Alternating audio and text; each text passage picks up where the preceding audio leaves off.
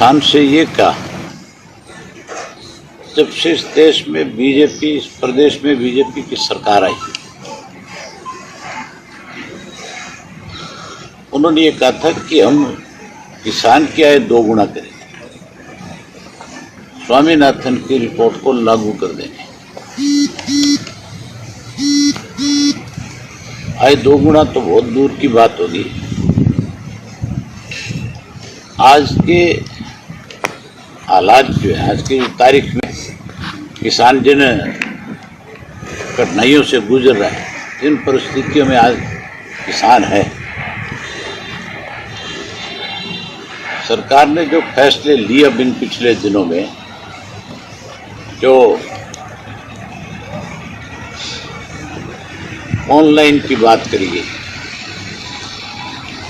जहाँ किसान को आज भी अपनी फसल बेचने में कठिनाई है। आज भी बहुत सारे किसानों के टेलीफोन मेरे पास सुबह से शाम तक बजते हैं, जो ये कहते हैं कि आज तक मेरी सरसों की तुलाई का नंबर नहीं आया। ऐसे ही बहुत सारे किसान हैं जिनका गेहूं आज भी अपने घरों में पड़ा है, और जो कोई किसान मंडी में ले गया और बारिश की वजह से जिस किसान की गेहूं तुली नहीं उस दिन, और उस बारिश की वजह से खराब हो गई, आज उस किसान पे भी बहुत बड़ी मार है। जबकि सरकार की ये जिम्मेदारी थी कि जिस दिन सरकार ने उसको SMS कर दिया, मैसेज कर दिया कि तू अपनी गेहूं मार्केट में लेकर के आ जाए, तो उससे पहले सरकार को इस बात को ध्यान में रखना चाहिए था, वेदर रिपोर्ट लेकर के रखनी चाहिए थी कि कहीं आज फोरकास्ट ऐसा तो नहीं है जिसकी वजह से बारिश हो जाए और किसान की फसल खराब हो जाए। बजाय इन सब चीज़ों पे ध्यान देने के किसान की फसल मंगवा ली, जब वो पानी में भीग गई तो उस किसान को कह दिया कि हम तेरी फसल नहीं लेंगे। अब वो किसान कहाँ जाएगा? जिस किसान ने 20 तारीख को, 21 तारीख को, 22 तारीख को अपनी सरसों तुलवाई या अपनी गेहूं तुलवाई, आज तक उस किसान को जो है उसका भुगतान नहीं हुआ सरकार की तरफ से पैसे का। आज 20 दिन से ज्यादा हो गए। जो पैसा केंद्र की सरकार ने प्रदेश की सरकार को तो भेज दिया भुगतान के लिए, लेकिन वो उसका बैठे बैठे ब्याज खा रहे हैं, कमीशन खा रहे हैं उस पैसे का।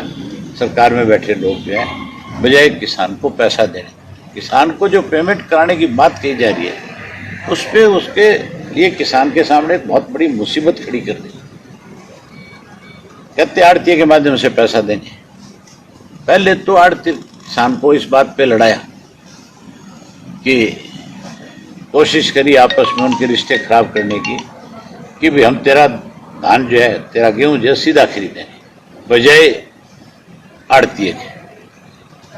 तो आड़तीय की किसान की आपस के अंदर जो एक आपस में जो रिश्ता था, उस रिश्ते को खराब करने की कोशिश करी। और अब फिर किसान का आड़ती का रिश्ता बिल्कुल ही खत्म हो जाए, इसके लिए ये कह दिया कि आड़ती के माध्यम से पैसा देंगे।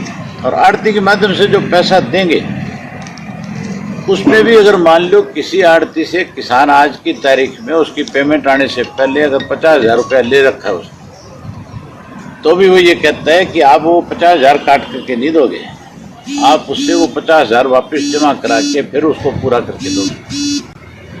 मतलब किसान को भी परेशान कर दिया रहा है, व्यापारी को भी परेशान कर दिया। अगली बिजाई का समय आ गया। आज किसान को बीज लेने के लिए पैसे चाहिए, डीजल के लिए पैसा चाहिए, आज किसान को उसके लिए कोई खाद और स्प्रे जो आने वाले समय में चाहिए, उसके लिए भी पैसा चाहिए। अब वो कहाँ से लाएगा, कैसे लाएगा, क्या करेगा? मतलब किस तरह से किसान के सामने इस सरकार ने पिछले जब से ये आपका लॉकडाउन हुआ है, उसके बाद कितनी नई नई परेशानियां खड़ी करी है। मुझे लगता है कि ये किसान को इस बात के लिए भी मजबूर करेंगे कि किसान इस लॉकडाउन की परवाह ना करके सरकार के खिलाफ सड़कों पे आए। जिस तरह के हालात इन्होंने पैदा किए, जिस तरह के हालात आज चल रहे हैं, मुझे 100% इस बात को लेकर के अंदेशा है कि किसान इकट्ठा होकर के अपने खेत को छोड़कर सड़क पे आ सकते हैं। मैं मुख्यमंत्री से बात करूंगा कि आप किसान को तुरंत पैसा रिलीज कराओ। अगर पैसा नहीं रिलीज कराए तो फिर हम इस किसान की जो आज जिस किस्म से दुर्गति करी जा रही है इसको सहन नहीं करें। फिर हम इसके लिए किसान के पास जाएंगे और फिर इस लॉकडाउन की चिंता ना करके फिर इस किसान की लड़ाई हमें लड़नी पड़ेगी। ये तो इस कोरोना से तो कौन कब मरेगा इसका तो कोई पता नहीं है, लेकिन अगर किसान के पास अगली बिजाई करने का पैसा नहीं होगा तो वो मर जाएगा कि नहीं मर जाएगा।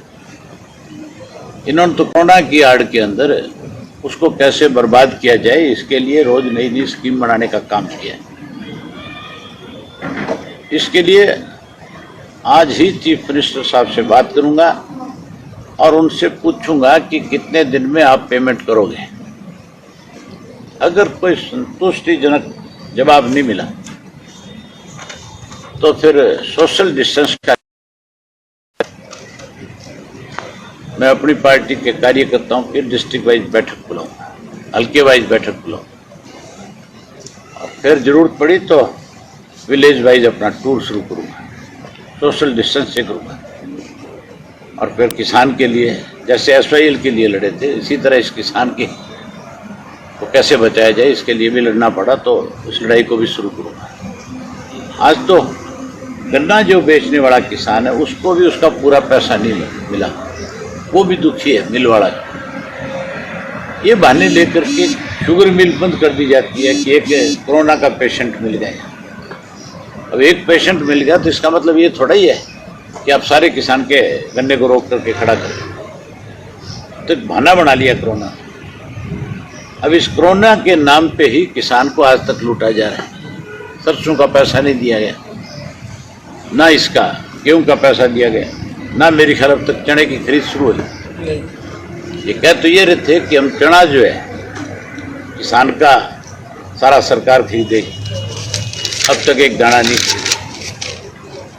इस सब के लिए एक बारी बात करके देखेंगे, कोई सही संतुष्टिजनक उत्तर मिला तो ठीक है, नहीं मिला तो फिर इसके लिए अगली रूपरेखा सोचते तैयार करें। एक ऐसा मुख्यमंत्री ने भी फैसला लिया है, ये कहा कि तो धान किसानों से 7 लोगों को भी शामिल किया। ये बड़ी हैरानी की बात नहीं है कि अब इस सरकार से किसान को ये पूछना पड़ेगा कि मैं अपने खेत में कौन सी फसल लगाऊं।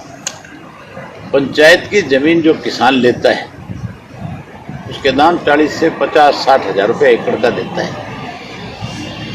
आप कहते हो कि उस जमीन में धान नहीं लगाओगे, आप पंचायत की इनकम खत्म करना चाहते हो।